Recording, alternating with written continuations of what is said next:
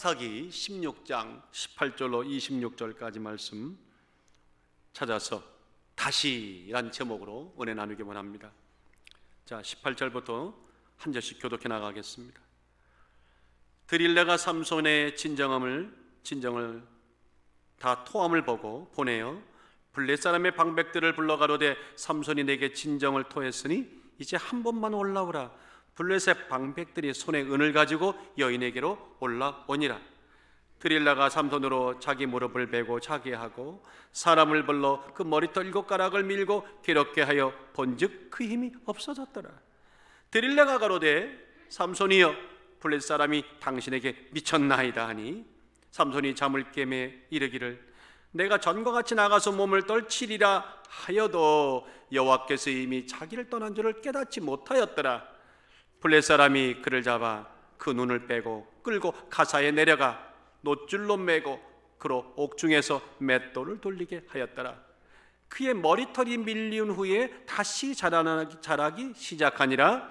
블레셋 사람의 방백이 가로되 우리의 신이 우리의 원수 삼손을 우리의 손에 붙였다 하고 다 모여 그 신 다곤에게 큰 제사를 드리고 즐거워하고 백성들도 삼손을 보았으므로 가로되 우리 토지를 헐고 우리 많은 사람을 죽이는 원수를 우리의 신이 우리 손에 붙였다 하고 자기 신을 찬송하며 그들의 마음이 즐거울 때 이르되 삼손을 불러다가 우리를 위하여 제주를 부리게 하자 하고 옥에서 삼손을 불러내매 삼손이 그들을 위하여 제주를 부리니라. 그들이 삼손을 두 기둥의 사이에 세웠더니 계속했어요. 삼손이 자기의 손을 붙든 소년에게 이르되 나로 이 집을 버틴 기둥을 찾아서 그것을 의지하게 하라 하니라. 아멘. 할렐루야. 오랜만에 이 말씀 해봐야겠는데 얼굴은 다 같이 얼굴은 전도지입니다. 방금까지 실패하고 또 실수하고 또 낭망했다 할지라도 이 시간만큼은 얼굴을 활짝 피세요. 마스크가 있어서 제대로 안 보지만 눈빛 보면 압니다. 다시 한번 서로 맞아보시고 얼굴은 전도지입니다. 시작. 얼굴은 전도지입니다. 완연한 가을이죠. 봄입니까? 완연한 가을이죠. 참 가을입니다.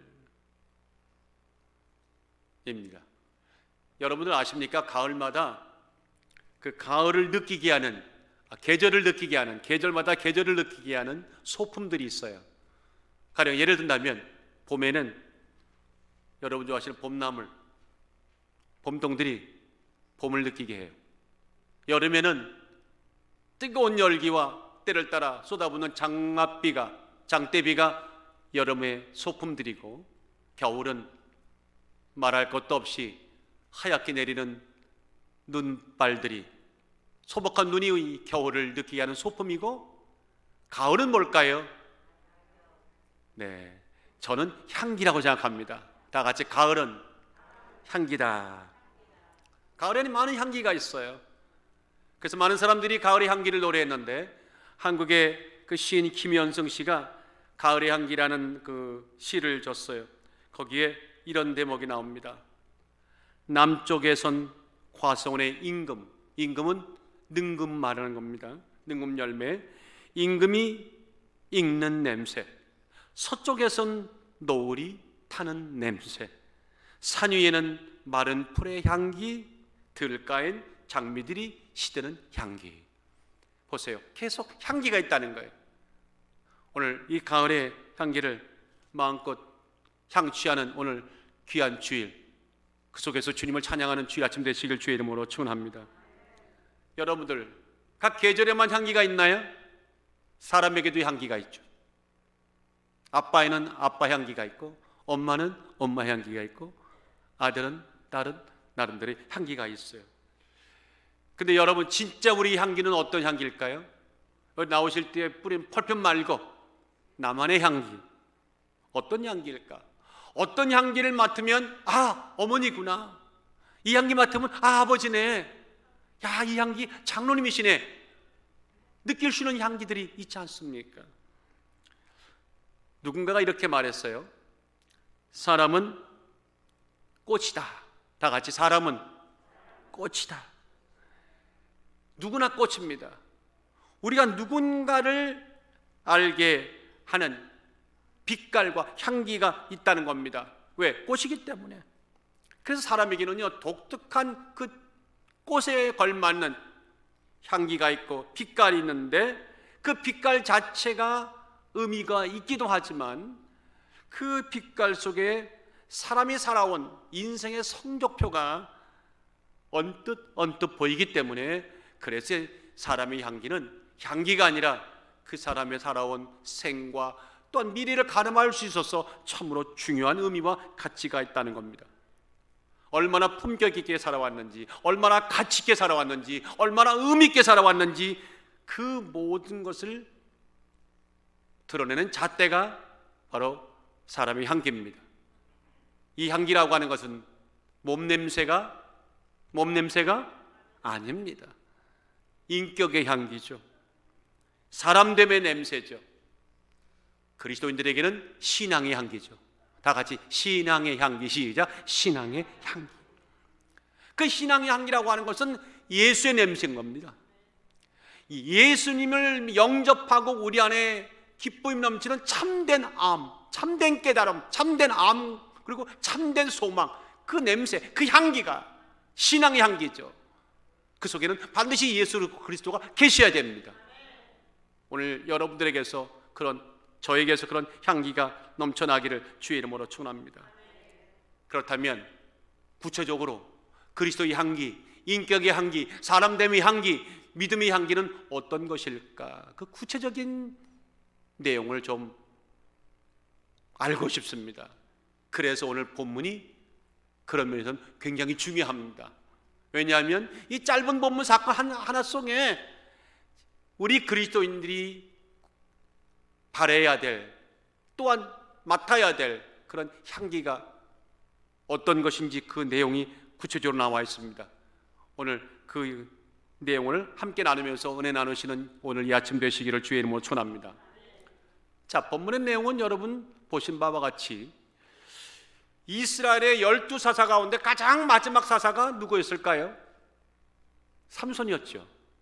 아시면서 뭘 모른 체 하십니까? 삼손이었잖아요.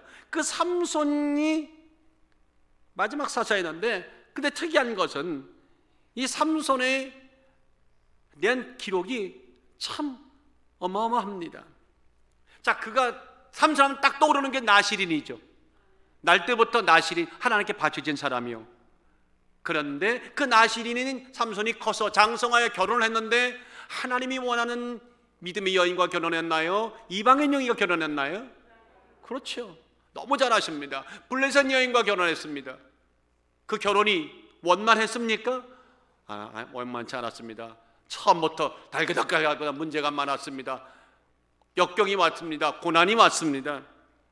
그 뒤로도 그와 헤어지고 여러 가지 일들, 정욕으로 인해서 계속 삼손은 위기를 맞죠. 그래도 정신을 못 차리는 삼손이 결국 드릴라라고 하는, 드릴라라고 하는 이유를 많이 들었잖아요. 드릴라라고 하는 여인에 빠져서 자신이 절단코 발설하지 말아야 될 최종적인 비밀, 머리털에 얽힌 비밀을 결국은 토하고 말죠. 다 토해냈죠. 그 일로 즉시 잠자는 중에 머리가 깎이고 힘이 빠지고 블레셋의 포로가 되어서 급기야는 옥중에 두 눈이 뽑힌 채로 주여, 맷돌, 큰 맷돌을 자기가 짊어지고 돌리는 그런 아주 불쌍한 놀이개감으로 전락하는 삼손의 처참한 광경이 오늘 본문에 나와 있어요. 더 읽어나가면 그런 삼손이 마지막 최후의 기둥을 보여잡고 하나님께 기도하는 장면, 그리고는 자신과 함께 거기에 모였던 모든 블레셋 사람들, 리더들, 지도자라고 말하는 사람들과 함께 죽는 그런 광경이 오늘 사사기 16장의 마감을 그렇게 하고 있습니다. 자, 오늘 이 삼손 이야기 너무 잘 아는 것 같지만 잘 알기 때문에 잘 모르는 것들이 있어요. 오늘 이 삼손 이 짧은 기록 속에서 오늘 우리가 이 가을에 가을 향기만 맡을 것이 아니라 맡아야 할 향기가 무엇인지, 내 삶 속에서 발해야 할 향기가 무엇인지 구체적인 그 내용을 꼭 마음에 심고 돌아가신 은혜가 있기를 주의 이름으로 축원합니다. 첫째는 이겁니다. 세상과 마귀가 밀어내고 잘라낸 우리의 머리털을 다시 자라게 하시는 분은 하나님이시다. 네? 여러분들, 세상이 우리의 머리털을 잘라냅니다. 이게 무슨 말입니까? 기다려보세요. 밀어냅니다. 우리도 모르는 사람의 머리털이 잘려나가고 우리는 우리의 됨을 잃어버리는 삼손과 같은 존재가 되죠. 그런데 놀랍게도 하나님은 때를 따라 뜻 가운데 그 머리털을 다시 자라나게 하신다는 겁니다.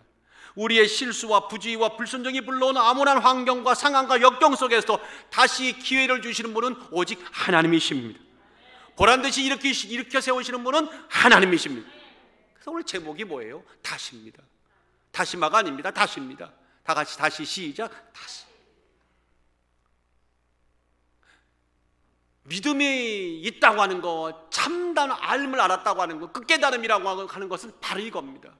이 깨달음이 내 안에 성육이 되는, 말씀이 내 안에서 육화가 되는 그런 역사가 일어나서 내 것으로 소화되는 은혜가 있을 때 우리는 비로소 향기가 나는 것이죠. 자, 목사님, 듣고 보니까 참 듣기 좋은 얘기네요. 목사님의 주장이십니까? 아닙니다. 그럼 도대체 그렇게 담대하게 말하는 근거가 어디 있습니까? 본문을 주목하십시오. 본문을 주목하십시오. 자, 우리 하나하나 구체적으로 한번 본문을 통해서 그 단계를 밟아가면서 해답을 구합시다. 먼저 여러분에게 묻고 싶은 것이 있어요. 아까 읽으실 때 본문을 보면 블레셋 지도자들이 삼손의 여인이었던 드릴라에게 은밀하게 다가와서 큰 돈을 제시하면서 은밀히 어떤 거래를 건넸다고 그랬습니다. 은밀한 제안이죠. 요즘 말로 말하면 부당거래, 다 같이 부당거래. 이 부당거래라는 말 요새 많이 쓰잖아요. 부당거래를 슬쩍 내밀었습니다. 그 내용이 뭡니까? 5절입니다. 블레셋 사람의 방백들이 그 여인에게 올라와 그에게 이르되 삼손을 꿰어서 무엇으로 말미암아 큰 힘이 있는지 우리가 어떻게 하면 그를 이기어서 결박하여 곤곡케 할 수 있는지를 알아보라. 어떻게 하든 간에 삼손을 꿰어내어서 그 비밀을 알아내어서 우리에게 알려주라. 그래서 삼손을 무력화시키겠다는 겁니다. 그러면 대가가 있어야 할 거 아닙니까? 세상에 공짜가 어디 있습니까? 여기는 동의 안 하시네요. 우리가 각각 은 1,100을 내게 주리라. 각각 은 1,100을 내게 주리라. 야, 출처를 알아내어서 알려준 조건이 이거 상당히 대단한 거예요. 우리 눈길을 끌기에 충분한 어마어마한 거래액이다. 목사님 무슨 말입니까? 보세요. 5절에 보니까 블레셋 사람의 방백들이 드릴라에게 왔다고 하는데 이 방백들이 구체적으로 몇 명인지 아십니까? 3장 3절에 보니까 블레셋을 다스렸던 방백은 5입니다. 그러니까 5명이 지금 와가지고 은 1,100씩을 각각 준다는 거예요. 비밀만 알려주면. 그러면 고등수학을 할까요? 1,100 곱하기 5는 너무 어려운 수학이라서 어떻게 하실지 모르겠지만 저는 풀었어요. 5,500. 은 5,500이라고 하는 액수를 주겠다는 겁니다. 도합. 자, 은 5,500이 그렇게 큰 액수냐? 여러분 출애굽기 21장 32절에 보니까 출애굽기에 보면 한 노예의 한 사람의 배상값이 은 30세겔에 불과했다고. 참 이게 껌값도 안 되죠. 창세기 23장 15절에 보니까 아브라함이 죽은 사례를 위해서 굳이 거저주겠다는 데 불구하고 돈을 줘가면서 매장지로 구입했던 막벨라 굴의 값이 은 400세겔이었어요. 엄청난 돈이었어요. 이것도요. 그런데 5,500이라는 겁니다. 여호수아 7장 21절에 보세요. 여리고가 함락할 때 절대 여리고에 아무것도 건드리지 말라 했는데 아간이 그랬나요? 아무도 모르게 그게 뭐라고? 유명 브랜드 옷 한 벌, 은땡이 조금, 금땡이 조금, 장마 앞에다 그거 자기 목숨값입니다. 결국 들켰지 않습니까? 악어 골짜기에서 돌 맞아 죽었지 않습니까? 그때 숨겼던 은이 얼마라고 그랬어요? 고작 200세겔이었어요. 그러니 여러분들 이런 거 감안해 보면 5,500은 진짜 자손만 되는 모르겠지만 한평생 먹고 남을 수 있는 그런 엄청난 돈이죠. 자, 그런 돈을 누구에게? 드릴라에게. 왜? 삼손의 비밀을 캐내라는 겁니다. 여러분들 물어봅시다. 드릴라가 히브리 여인입니까? 블레셋 여인입니까? 성경에 나옵니까? 그러고 나면 대답을 못해요. 왜냐하면 없으니까. 그럼 목사님 히브리 여인 아닙니까? 아닙니다. 근데 이건 아셔야 됩니다. 성경은 어떤 흐름이라는 게 있습니다. 자, 지금 삼손이 만났던 여인이 딥나의 여인이 나오고 가사에 기생이 나와요. 모두 다 블레셋 여인이요.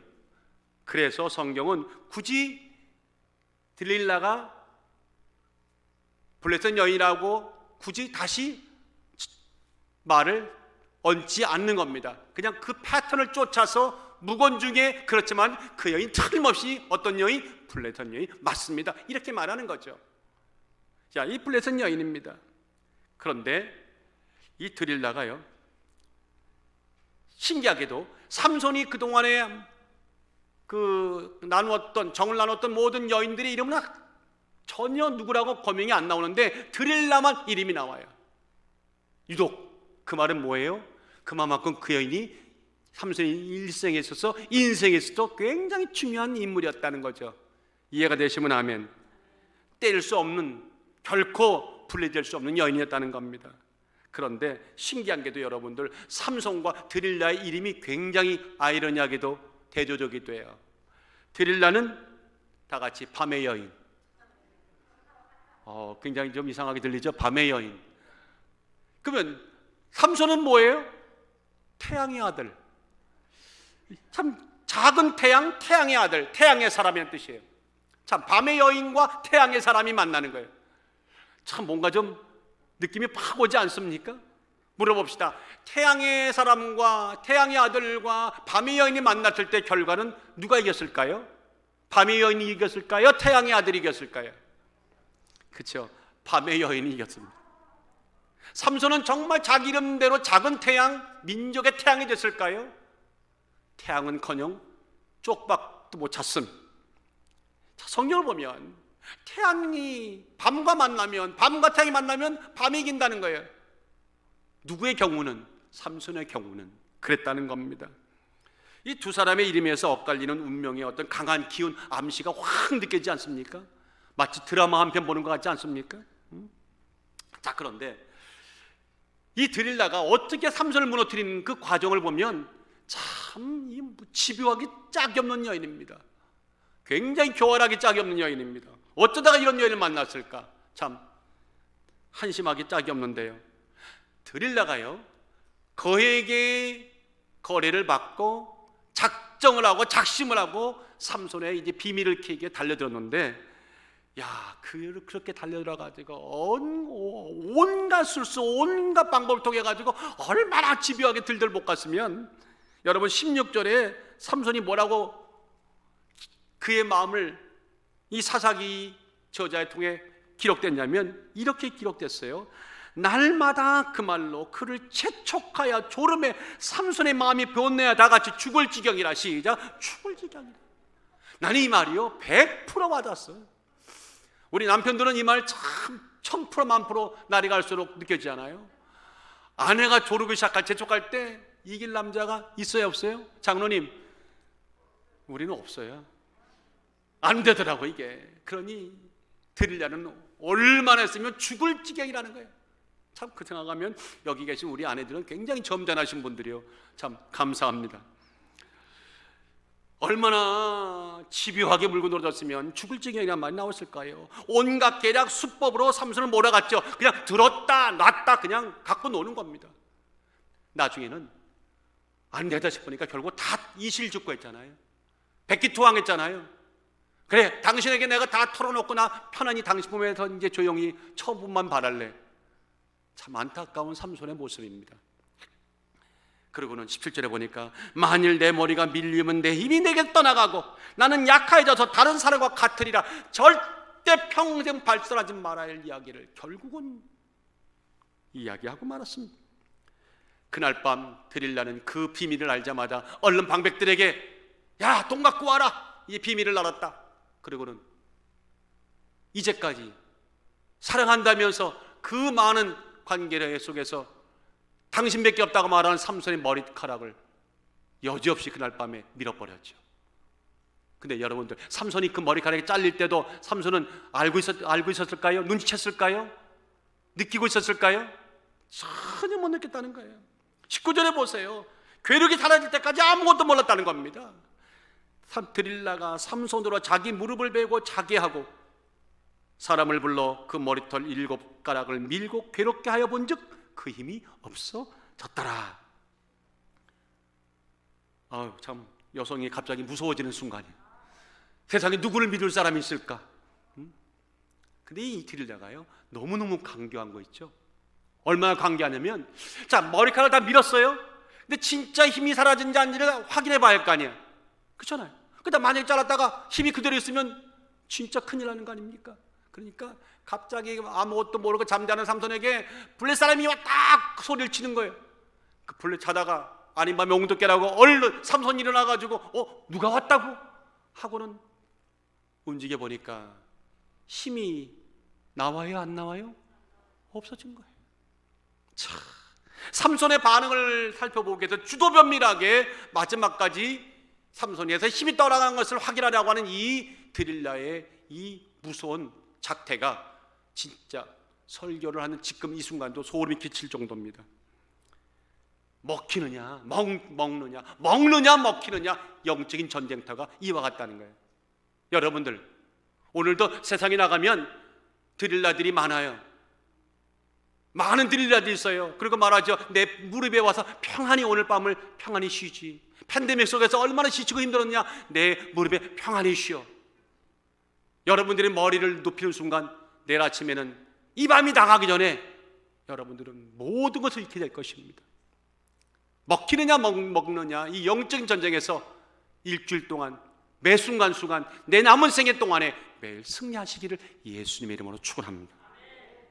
참, 블레 사람이 왔다는 소리에 벌떡 자리를 먹터 나갔고 힘을 발휘하고 하려고 했지만 힘이 없어졌어요. 사라졌어요. 순간 그랬겠죠. 이게 웬일이지? 이게 무슨 일이지? 내가 자다가 지금 일어나서 그런가 보다. 의아스러웠지만 하나님이 자신에게 떠나갔을 거라는 것은 전혀 생각조차 안 했던, 의식조차 안 했던 이 삼손의 영성, 게으른 믿음, 참으로 무감각한 삼손의 모습, 나태한 모습이 오늘 우리에게 참 많은 경종을 일으킵니다. 20절 하반절에 보세요. 삼손이 잠을 깨며 이르기를 내가 전과 같이 나가서 몸을 떨치리라 하여도 여호와께서 이미 자기를 떠나신 줄을 알지 못하였다는 거예요. 이런 황당한 경우가 있습니까? 이런 무감각한 경우가 있습니까? 흡사 이런 생각이 듭니다. 오늘날 우리들 똑같은 경험을 많이 하잖아요. 이런 경험들. 무슨 경험? 죄를 한 번 들 때는 알아요. 이거 하지 말아야지. 가슴이 콩닥콩닥거려. 여기는 한 분도 안 계시니까 그냥 아멘 하시는구나. 두 번 들 때는 콩닥이 반으로 줄다가 세 번, 네 번 가면 아예 무감각해져 버려요. 죄라는 걸 모르게 되는 거예요. 지금 이 상황입니다. 삼손이. 결과는 너무 참담했습니다. 블레 쪽 속에 사로잡혀 갔죠. 그리고는 허망하게 두 눈이 뽑혔고 옥에서 맷돌 돌리는 노예 신세가 됐습니다. 조롱거리가 됐습니다. 저는 오늘 이 말씀을 듣다가요, 좀 화가 났어요. 어찌 보면 저에 대한 화일지 몰라요. 내 자신 모습들이 삼손에게서 자꾸만 보이는 겁니다. 솔직히 말하면. 그래서 나도 모르게 영혼이 막 버럭 화를 냈어요. 삼손, 당신 도대체 어떤 사람이야? 당신 도대체 어떤 인격과 어떤 믿음을 가진 사람이길래 이 지경까지 하나님의 존 역사가, 하나님의 임재가 떠나가는 것조차도 모르고 그저 푹 여인의 무릎에 잠을 자고 있던 거야. 대답해봐, 당신. 할 말 있으면 얘기해봐. 하고 내 영혼이 막 꾸짖듯이. 근데 사실 삼손이 꾸짖는 게 아닙니다. 솔직히 말하면 내 자신에게 내가 꾸짖고 있는 거예요. 어찌 보면 부끄럽게도. 그러면서 이런 마음이 들었어요. 삼손과 그 남은 인생은 이제 끝인가? 이것으로 the ending, 끝이 끝난 것인가? 더 이상 희망이 없는 것인가? 성경은 그렇게 말하는 것인가? 만약 그랬다면 팬데믹을 맞이하는 우리 모두는 오늘 여기서 정말 통곡해야 됩니다. 그런데 답답하고 치밀어 오르는 어떤 그런 마음속에 어떤 한 줄기 빛과 같은 서광이 내 눈에 확 들어오는 그런 경험을 하게 됐어요. 그게 어떤 한 규절이었습니다. 그 규절은 너무 신기했고 너무 놀라웠고 짧았지만 경외감마저 느낄 정도로 그런 규절이었죠. 바로 22절입니다. 여러분들 20절이 굉장히 중요합니다. 다 같이 읽읍시다. 시작. 그의 머리털이 밀린 후에 다시 자라기 시작하니라. 그의 머리털이 밀린 후에 다시 자라기 시작하니라. 모든 힘과 모든 은혜와 모든 것들 다 잃어버려서 이제 예수의 예자도 모르고 너무 멀리 가다 보니까 이제 예수의 이응자도 생각이 안 나는 그 단계까지 갔는데, 나는 이걸로 예수가 끝난 줄 알았는데, 완전 손톤 줄 알았는데, 그건 내 생각이었다는 거예요. 하나님이 때가 되면 믿음의 자손들은 절대 놓지 않고 때가 되면 머리털이 다시 살아나는 역사가 하나님 있도록 하신다는 거예요. 멀리 갔더니 처량하고 고나고 느끼는 것도 은혜입니다. 그때는 하나님이 마음에 돌아가야지 하고 인생의 영적인 머리털이 다시 돋아나기 시작해요. 머리털이 다시 자라난다는 이 말이요, 대단한 의미가 있는 겁니다. 고작 머리털이 머리털 자르면 다시 자라나지 이 정도가 아닙니다. 근데 특별히 여러분들 머리털 자라난 이야기를 자꾸 볼에 두고 그 중에서 머리털이 그냥 자라났어요? 다시 자라났어요? 그래서 오늘 제목이 뭐예요? 다시예요. 다시 어게인이란 말이에요. 난 저 제목을 달면서 옛날에 영화 제목이 떠올랐어. 미워도 다시 한번. 하나님이 이 삼손 하다가 미워도 다시 한번. 그 마음이 갑자기 제 마음에 들었어요. 영어로 제가 뭐라 하냐면 Love me once again. 한 번 더 사랑해 주세요. 여러분들 머리털이 다시 나기 시작했다는 이야기는 머리털이 그냥 자라났다는 그런 생태학적인 이야기하는 게 아니죠. 하나님이 다시 기회를 주신다. 하나님이 죄를 지었어요. 죽을 죄를 지었어요. 얼굴 못 들어요. 할 말이 없어요. 그런데 하나님이 그거 버리지 않는다. 다시 안으신다. 다시 새롭게 하신다. 다시 생명을 주신다. 다시 힘을 주신다. 그리고 그 자리에 돌려놓아 하나님을 영원롭게 하는 백성으로 만드신다. 주일이 뭔지 아세요? 머리털 다시 자라난다. 서로 마주 보세요. 머리털이 얼마나 자라났나? 참. 아니 머리털 재지 마시라고. 영적인 머리털 말하는 거예요 이거는요. 머리털 재보시려고 그래. 영적인 머리털 말하는 거예요. 삼손이 얼마나 답답합니까? 이 모든 사단을 스스로 자초했던 거 아닙니까? 정욕에 빠지고 불순종에 빠지고 위기와 추락은, 치욕은 당연한 거였어요. 근데 하나님이 그런 그를 새롭게 하시고 살리시고 오늘 일으키시는 거, 그 의미가 삼손의 머리털이 다시 자라기 시작하니라, 거기에 담겨진 은혜의 결론인 줄 믿습니다. 여러분들 머리털이 다시 자라기 시작했다고 하는 이 말이요, 은혜인데요, 이 은혜가 우리에게 임하면서 가져올 어마어마한 결과를 여러분 상상해 보신 적 있으세요? 자, 삼손이 머리털이 다시 살아났다. 제일 먼저 딱 떠오르는 것은 힘이 도로 채워졌다. 그러면 삼손이 두두두둑하고 일어날 것이다. 그것도 그냥 일어나요? 보란듯이 괴성을 지르고 부활할 것이다. 본래 모습을 찾을 것이다. 그리고 블레셋에게 이렇게 말하겠죠. 너희는 오늘 죽었어. 너희는 오늘 이거로 끝이야. 꼼짝 말고 거기 계속 거라. 이거 아닙니까? 이게 블레셋 볼 때는요, 나라가 망하는 진짜 벽돌이 다 무너져 내리는 어마어마한 이 경청동지할 일입니다. 자, 그런 것을 우리는 우리 입장에서 보면 뭐라고 말해요? 놀라우신 은혜, 놀라우신 기회, 놀라우신 살리심, 놀라우신 감격스러운 하나님의 국률의 역사 믿으시면 아멘. 오늘 팬데믹으로 각 교회들이요 참 많이 무너졌습니다. 부끄럽게도 요새 어느 교회나 다 타격을 입었어요. 근데 저는 알아요. 외형적인 타격을 입을지 몰라도 영적인 타격은 하나님이 매일 복구하고 계심으로 그전보다 더 강해질 줄 믿습니다. 일당백이 될 줄 믿습니다. 이제 사느냐 죽느냐예요. 천국 가느냐 못 가느냐예요. 그 중간 회색지대 없어요. 죄송합니다. 있으면 저도 한번 해보려고 했는데 저도 목사님인데 양심껏 말하는데 회색지대 없더라는 거예요. Yes or no. 믿으시면 하면 하나님이 그러나 넘어졌다 하더라도 일으키시겠다고 하는 이 사건을 통해 강력한 의지를 선포하시는 겁니다. 내가 택한 나의 백성은 내가 결단코 버리지 아니하노라.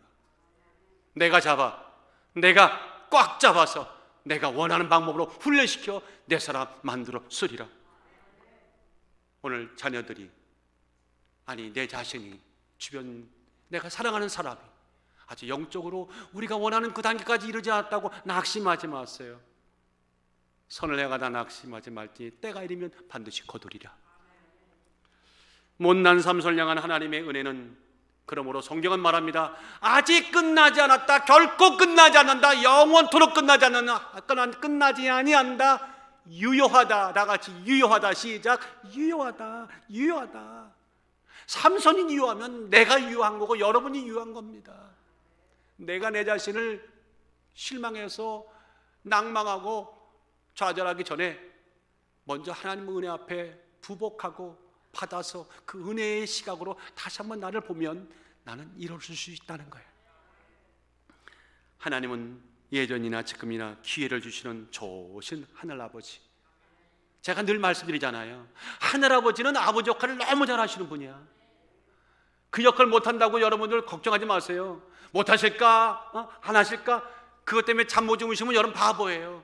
그분은 역할을 잘하신다고. 문제는 우리가 역할을 못하는 거예요. 우리 갖고 가슴 아파하고 우리 심정 붙들고 기도해야 돼. 삼손은 완전히 실패자였지요. 실족했죠. 받은 바 은혜를 정욕으로 물급함만 만들어버렸지요. 유혹을 참지 못해 큰 죄를 범했죠. 그래서 지금도 전할별 소리는 울리고 있죠. 사명까지 다 뒷전으로 몰아버렸죠. 부끄러운 삼손이죠. 한번 따라하십시오. 삼손 할 말이 있어요? 당신에게 할 말이 있어요? 그러고도 얼굴 들 수 있어요? 제가 묻는 거예요. 삼손에게. 여러분이 묻는 거예요. 삼손 당신에게 희망이 있어요? 희망이 있다고 생각합니까? 그렇게 바닥까지 가놓고는 두 눈이 뽑힌 그에게 오직하면 세상은 너는 희망이 없어. 눈 뽑아버렸잖아요. 보지도 마라. 근데 세상은 보지 말라고 희망을 박살낸 것 같은데 아니더라는 겁니다. 예수 안에는 희망이 있어요. 예수 안에는 소망이 있어요. 예수 안에는 기쁨이 있어요. 예수 안에는 살아남의 역사가 있어요. 죽어도 삽니다. 아멘. 이럴 때 박수 한번 같이 칩시다. 죽어도 사는 거예요. 살아서 믿는 자는 영원히 죽지 않는 거고요. 믿으시면 아멘. 제가 참 삼손, 아까 제가 삼손한테 그랬잖아요. 당신이 희망이 있어요? 뭐가 있어요? 막 떠들었지만 솔직히 그렇게 말하면서도 저도 양심 있는 사람이라 양심은 이렇게 말해요. 최 목사, 당신은 그렇게 말할 자격도 없어. 그 사람이 당신이나 뭐가 달라? 더하면 더했지 덜하지 않아. 그래요. 그런데 왜 이렇게 이런 말을 하면서도 스물스물 뭔가 자신감이 알아서 막 올라오죠? 제가 미친 건가요? 제가 정신 나간 건가요? 아니요. 이유가 있어요. 삼손이 그렇게 무너졌는데도 불구하고 다시 머리털을 나게 하시는 하나님, 그 하나님을 보니까 진노 가운데도 결코 변치 않는 긍휼과 사랑을 베푸시는 하나님, 그분 때문에 야 나도 살 수 있다 하는 그런 자신감과 기쁨과 감사가 살아 넘치는 것이죠. 오늘 조금 정신이 혼돈하고 육체가 조금 피폐해지고 다리가 좀 휘청거리고 여러 가지 많은 문제로 고민을 하신다 하더라도 그것이 다가 아닙니다. 그 전부 다가 아닙니다.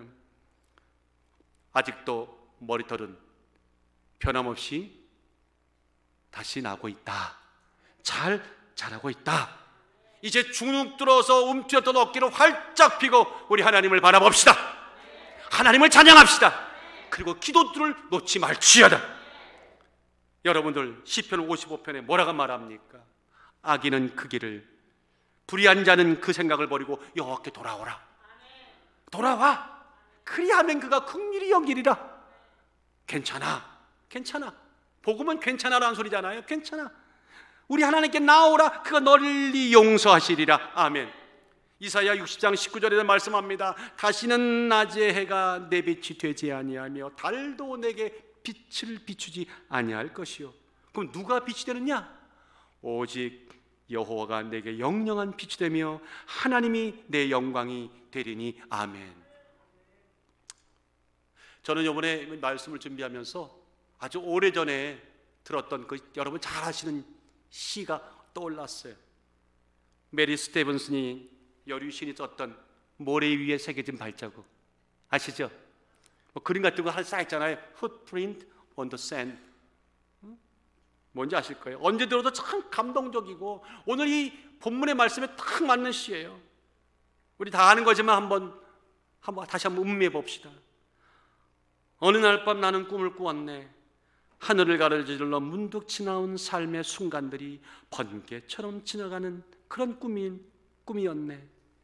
그 펼쳐진 장면에서 나는 모래 위에 두 짝의 발자국을 보았네.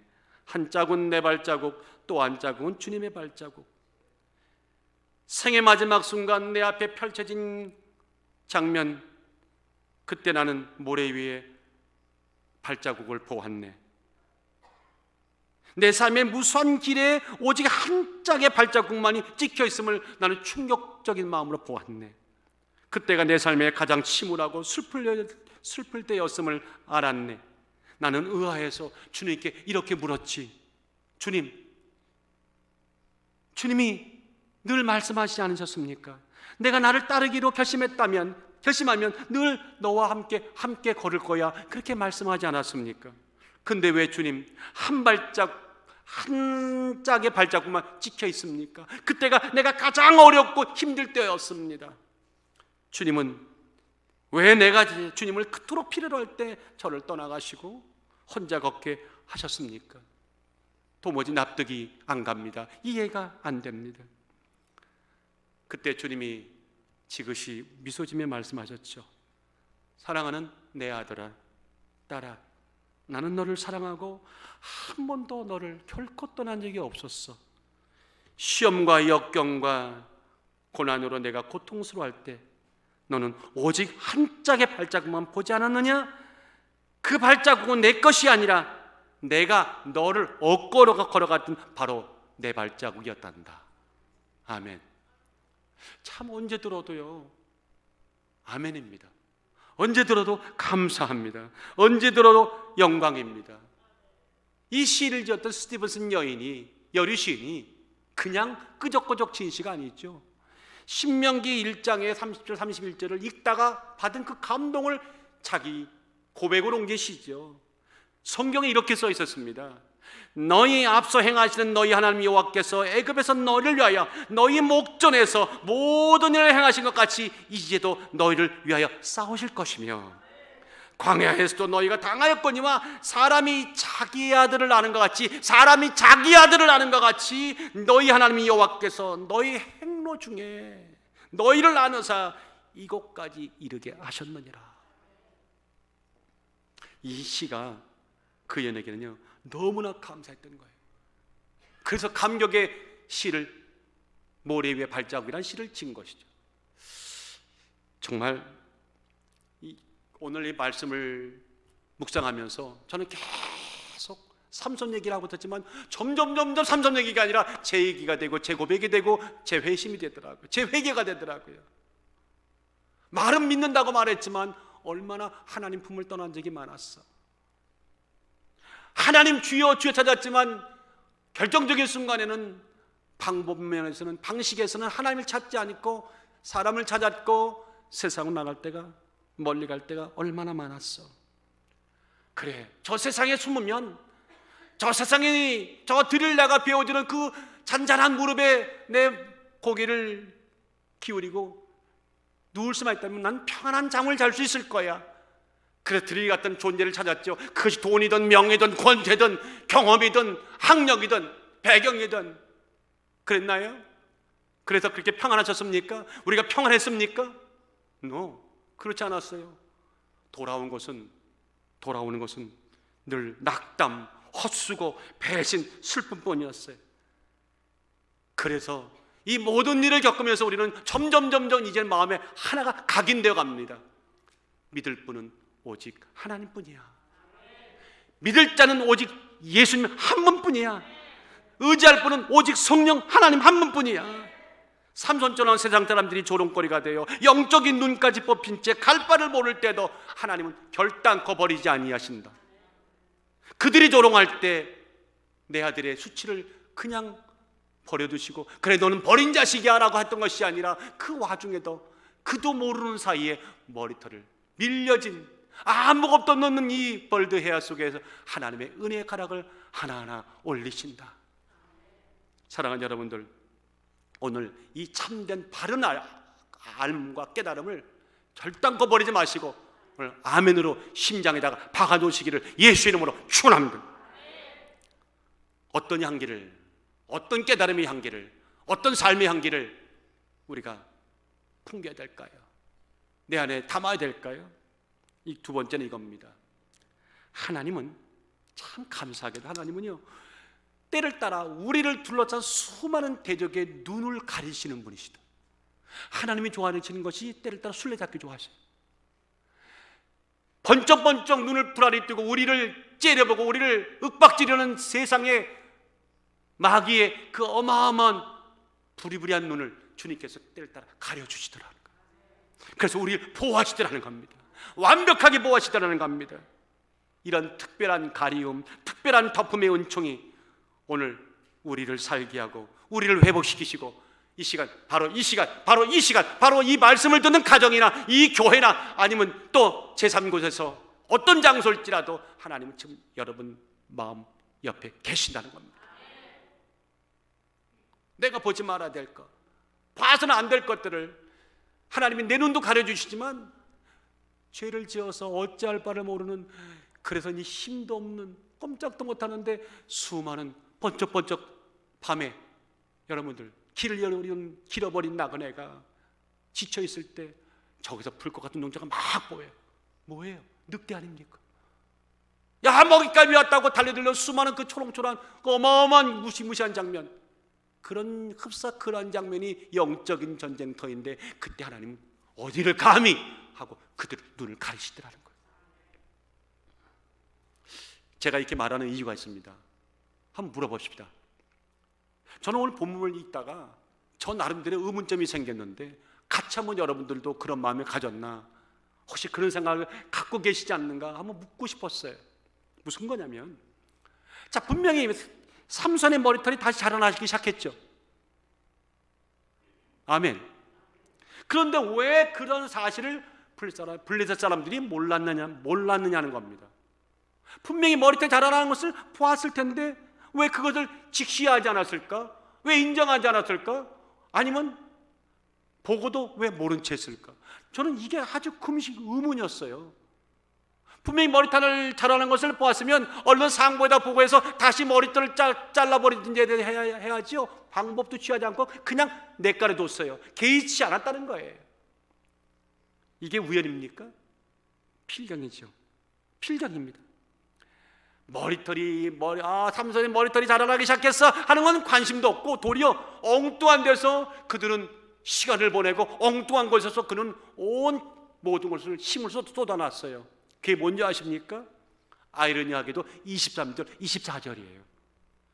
블레셋 사람의 방백이 가로되 우리 신이 우리의 원 삼손을 우리 손에 붙였다 하고 다 모여 그 신 다곤에게 큰 제사를 드리고 즐거워하고 백성들로 삼손을 보았으므로 가로되 우리 터지를 헐고 우리 많은 사람을 죽이는 원수를 우리 신이 우리 손에 붙였다 하고 다 같이 자기 신을 찬송하며, 나는 이걸 읽다가요, 이 대목 읽다가요 헛웃음이 나왔어요. 이게 하나님이 하시는 일이에요. 참, 삼손의 머리털이 다시 자라나기 시작했는데 블레셋은 전혀 의식도 하지 않더라. 이게 성경의 이야기예요. 이게 하나님의 말씀입니다. 성령께서 하실 말씀입니다. 경계는커녕 어떤 의식도 하지 않더라. 설령 알았다 치더라도 안중에도 없더라. 그리고 자기 흥에 겨워서 지네끼리 북치고 장구치고 엉뚱한 짓거리 하고 있더라. 여러분들, 그럴 수밖에 없어요. 왜요? 그들은요, 삼손의 긴 머리털이 하나의 부족 같은 거라고 그들은 생각했을 거예요. 근데 설령 머리털이 좀 다시 자라나기 시작한다 하더라도 그 정도 머리가 아니에요. 아주 많이 엄청나게 자라가지고 처음처럼 7가락을 딸 정도로 돼야 힘이 나올 거라고 누가 지 멋대로 지들이 그렇게 판단하는 거예요. 참 이게 무서운 거잖아요. 여러분들, 삼손이 옥에 갇힌 기간이 길었나요? 앞뒤 문맥을 보면 길지 않았어요. 길지 않으니까 머리털이 자라났다 하더라도 결국 요새 우리 남성들, 강 선생님이나 우리 장로님이나 저 정도 머리, 그 정도밖에 안 자라될 거예요. 그러니까 야, 이게 머리가 여기까지 내려와가지고, 아시겠죠? 어떤 의미인지. 이 조선시대의 머리처럼 길게 딸 정도로 안 됐으니까 아이고, 힘은커녕은 그거 지금 아직도 멀었어, 그럴 일도 없어 하고 스스로가 자기들이 지식이 많다고 지혜가 많다고 말해놓고 지식과 자기의 경험 속에서 스스로 넘어지고 속아 넘어가는 참으로 웃긴 얘기가 일어났어요. 이런 거 있잖아요. 토끼와 거북이가 경주할 때 토끼가 너무 빨리 갔더니 거북이가 보이질 않아. 아이고, 올래면 한 2년 걸리겠다. 하루에 참 푹 자고 가야지. 잤잖아요. 거북이는 딱 뻘뻘리고 취어 하는데, 제가 믿음의 눈을 보니까 거북이에다가 하나님이 거기다가 미사일 달아주더라고. 쉬 하고 날아가게 만들더라고. 거북이가, 여러분들, 거북이도요 차 하나 구입할 돈 돼요. 언제 옛날에 거북이는 서도 걸었잖아요. 요새 거북이 안 그래. 비행기 타고 날라요. 근데 거북이가 언제까지 걷는다고 생각하세요? 이게 자기 착각인 거예요. 거북이가 차도 하나 구입해가지고 벤츠 굴릴 수 있고 비행기도 살 수 있어요. 좋은 주인 만나면. 이게 결국 뭡니까? 자기 지식에, 자기 꾀에 자기가 넘어가는 거예요. 그들은 골칫거리 삼손을 잡았다고 더 이상 문제가 될 것 없다고 기뻐하고 크게 안심하고 즐거워했죠. 처량한 신세가 된 삼손을 마음껏 조롱하면서 자신들의 신의 다곤이 너무 능력이 위대하다고 세상을 찬양했죠. 그런데 놀랍게도 하나님은 또박 그때도 머리털은 계속 자라났어요. 그 말이 뭔지 아세요? 어마한 일이 이미 폭발적으로 터지고 있는 거예요. 하나님 볼 때는 7가락을 딴 머리털이나 2mm 자라는 머리털이나 자라기 시작하는 순간 똑같은 거예요. 왜? 머리털에 힘이 있어요? 하나님께 힘이 있어요? 그게 핵심이었잖아요. 머리털이 핵심이 아닙니다. 머리털은 하나의 삼손에게 그를 누군지를 깨닫게 해주는 하나의 경계에 불과한 거고, 머리털을 자라게 하시는 뿐만 아니라 힘을 주시는 분은 우리 하나님이세요. 우리 하나님이시죠. 적의 눈을 가리워서 우리를 안정케 하시는 이 하나님의 크신 은혜, 세상의 지혜를 자랑했던 그들이 스스로 지혜 속에 무너져 내려서 결국 멸망을 당하게 하시는 이 위대한 역사, 누가 하신 것입니까? 누가 하신 겁니까? 제가 했나요? 장로님 했나요? 안습사 했나요? 하나님이 하신 일이죠. 하나님이 하신 일이죠. 정말 놀라운 하나님의 은총이죠. 그래서 요새 이런 마음이 들어요.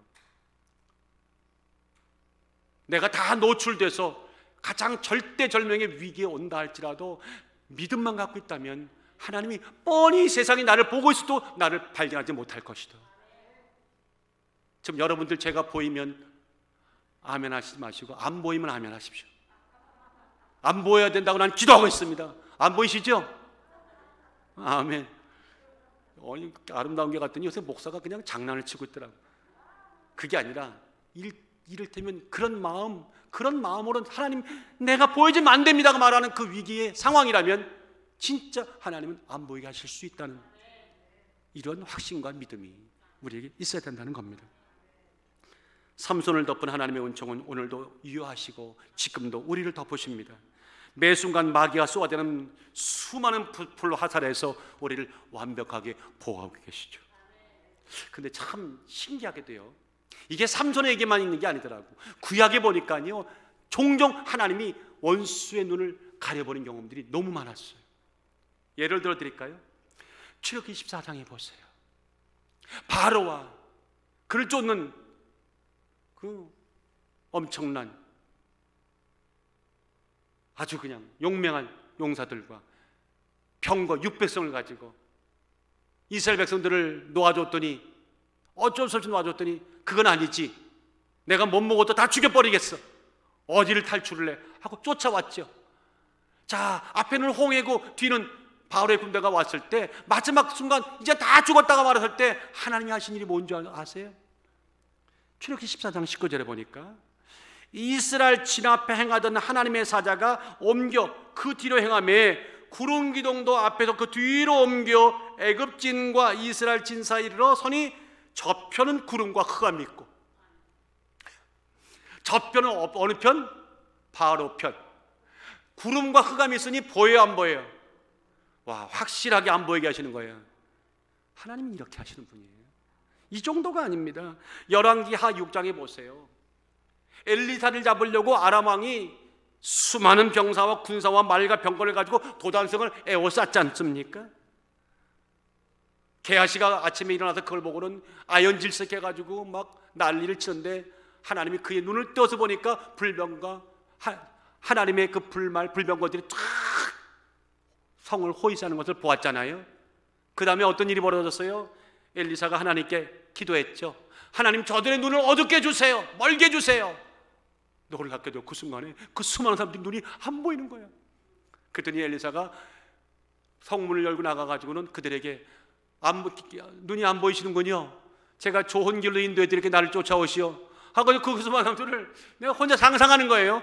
손을 잡았겠지. 손을 잡고 그 많은 사람들이 다 그 앞에서 이 좋은 사람이 우리 길을 인도해 주는 거 하고 쫓아갔는데 어디를 인도했어요? 도단성이 아니라 사마리아성 그 중앙에 한가운데로 탁 하고는 하나님 눈을 뜨게 달라니까 눈이 딱 돌아니까 세상에 온 주변에 이스라엘의 군사들이 그냥, 야, 나 이 광경 보다가 이걸 웃어야 됩니까, 울어야 됩니까? 그들이 얼마나 경악에 두려움에 떨었겠어요. 왜 이런 사실을 성경의 캐캐묵은 옛날의 신화나 옛날 얘기로 전설로 들으십니까? 오늘 하나님은 살아계십니다. 내 역사, 여러분의 역사에 여러분이 주인공이잖아요. 여러분 드라마, 여러분이 주인공이잖아요. 그 드라마 속에서 이런 일이 매 순간순간 일어나고 있음을 믿음으로 고백하시고 기뻐하시고 먼저 박수 치시기를 주의 이름으로 축원합니다. 지금 치라는 것이 아니었는데, 네, 여러분들 대적의 눈을 멀게 하신 하나님 참 오늘 감사하고 고맙습니다. 그때나 지금이나 변함없이 우리의 원수 마귀의 눈을 멀게 해서 우리를 보호하시는 그 하나님, 참 그 하나님이 우리에게는 자랑거리고 힘이요 능력이요 은혜인 줄 믿습니다. 이런 마음이 있는 분들은 찬송가 가운데 특별히 이 찬송가, 오 놀라운 구세주, 그 찬송가가 늘 아마 마음에 깊이 와닿을 겁니다. 1절 가사 아시죠? 오 놀라운 구세주 예수 내 주 참 능력의 주시로다. 큰 바위 및 안전한 그것으로 내 영혼을 숨기시네.